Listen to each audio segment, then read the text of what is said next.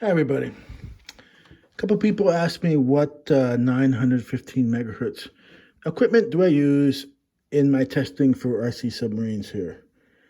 Well, the main thing I use is I use TBS crossfire equipment, mainly because they're the best in my opinion. I've done research to see which has the best signal integrity and which are the longest range. Yes, they are the most expensive, most likely, but they've been around for a while.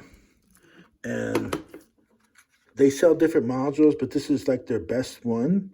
They sell two versions of this, one with Bluetooth and one without Bluetooth. The main thing with the Bluetooth version, it will send the display and the telemetry signals to your phone and stuff, and that so they can be displayed on the phone. One of the other things I like about this, as you can see here, this does have a add-on battery that can power the unit. And another thing is, technically this is not just a module. This is actually a transmitter module, okay? So basically you're bolting another transmitter onto your existing transmitter. That's basically what it is. And the reason for that is, as you'll see in the back here, it even has its own display screen. As you can see here, this is on the module in the back. This is currently running at 500 milliwatts.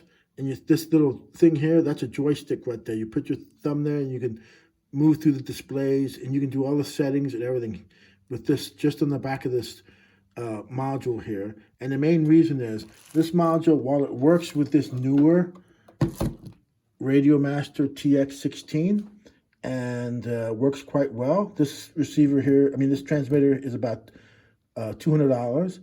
But if you are going to buy this type of system, I would get the Radiomaster Boxer.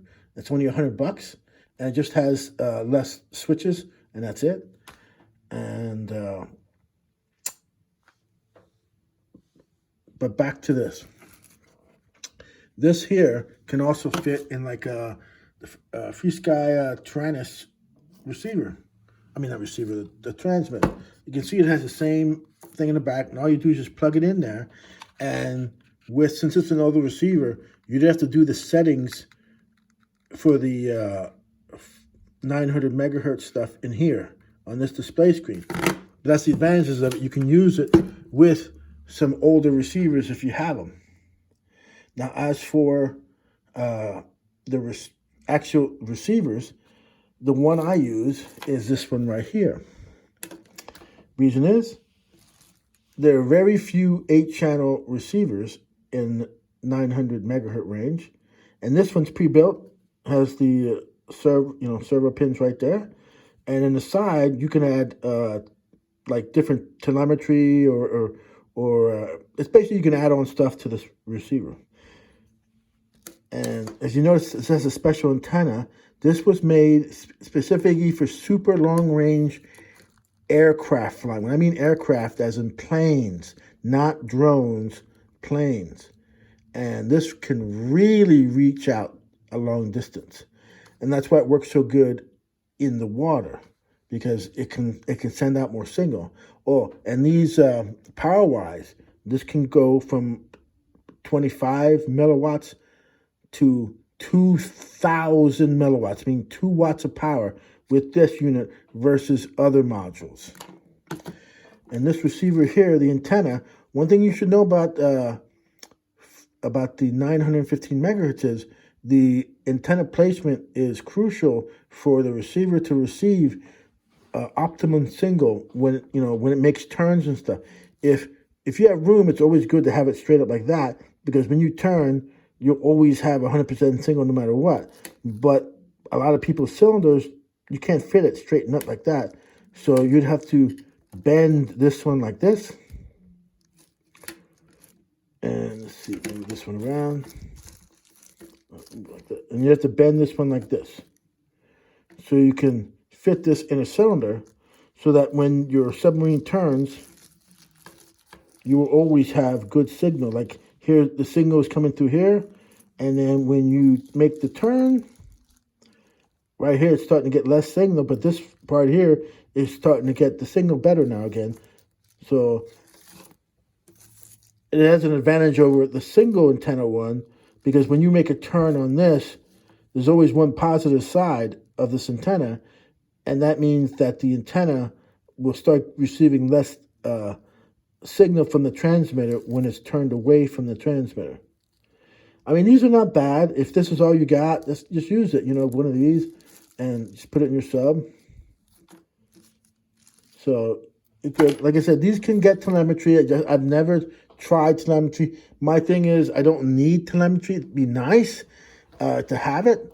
And like I said, you can add on some stuff here to see like the battery strength of your sub and stuff.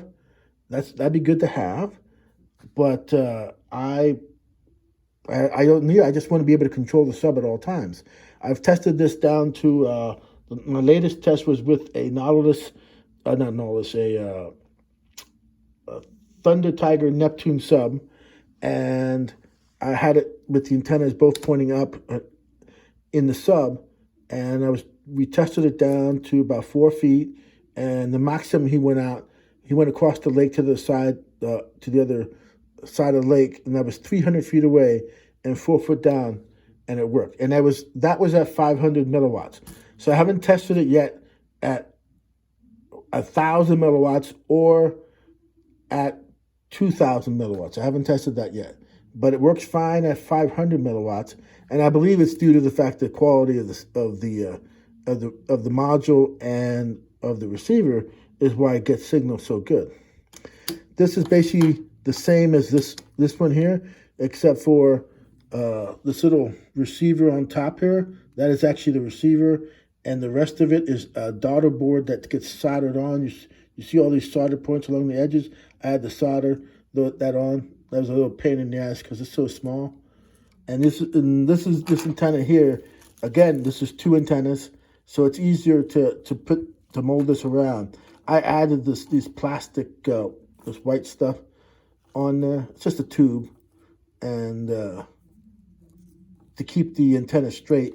So if I can put the antenna like this and keep the black part of it like that, an L shape, or if I can just put it like this and keep the back part like that, aim it that way. If you can keep them both standing up like that, you'll get good signal. But if you have to lay them flat, lay one that direction, lay the other one that direction, so that you always maintain good signal. Cost, with a daughter board knot, that's probably maybe $70, maybe, I think, for this. This is like $120 some dollars. This one here with the Bluetooth is $210 about, and without Bluetooth is about $150. And you can put different antennas on top of here. Just unscrew that and put different. And oh yeah, here's another antenna here. If you running out of space and you can't put your antennas up and you want to have, I just put these extensions on there, so you can put this somewhere where there is space for this. Or if you just want to put it like that to make it easier, you can bend it that way, just by putting these extensions on. And you can buy these extensions on Amazon.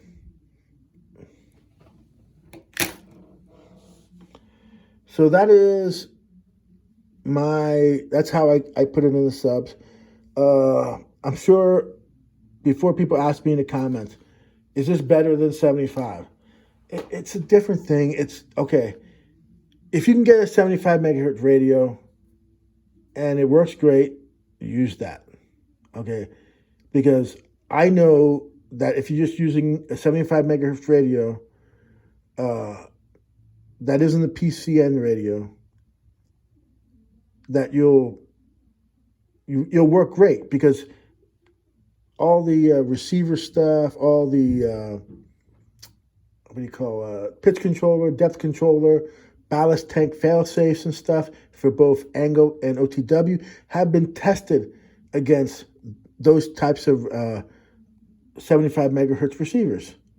But this here hasn't been tested. I haven't tested it yet with anything from Angled or any type of stuff from Nautilus Dry Docks, the pitch control. I haven't tested it yet with that. And I don't know if it will work, because it uses a newer system. It's compatible with PPM, but whether the stuff can talk to each other properly, I don't know. But while that's a drawback, the good thing is this is basically a miniature computer in here. And you can actually set fail-safes in the receiver itself. So that's one thing you can do. And one thing, again, I have not tested this, so I do not know if it works yet. This receiver, inside of it, it has a small LiPo battery. It's a backup battery. So if you lose power everywhere in your sub, it should, I'm not saying it will, as I haven't tested that, every 30 seconds, it will send what's called a beacon out to the transmitter. And basically the transmitter, you can zero in, it'll have a thing on there where you go like that, and it'll zero in and point you to where the receiver is. And it's supposed to last up to like 10 hours or something like that, the battery. So, and every 30 seconds it'll let out the signal so you can try to find your receiver. That's one other good thing about it. But again, I haven't tried it yet, so don't get your hopes up too much. But as soon as I try it, I will tell you. So, okay, that's the system. Again, if you can get a 75 megahertz radio, that's would be a lot easier to set up. This is a lot harder to set up, and some of the older people might have a little difficulty with it. Again, that's why 75 megahertz is a little better. And even if you can get a 72 megahertz radio, I would use that too. So hey, have fun out there. This is just another different way to do stuff. So eventually, if all the 72 and all the 75 megahertz radios die, this 915 megahertz system will just simply take over. You know what I mean? We'll start using this instead.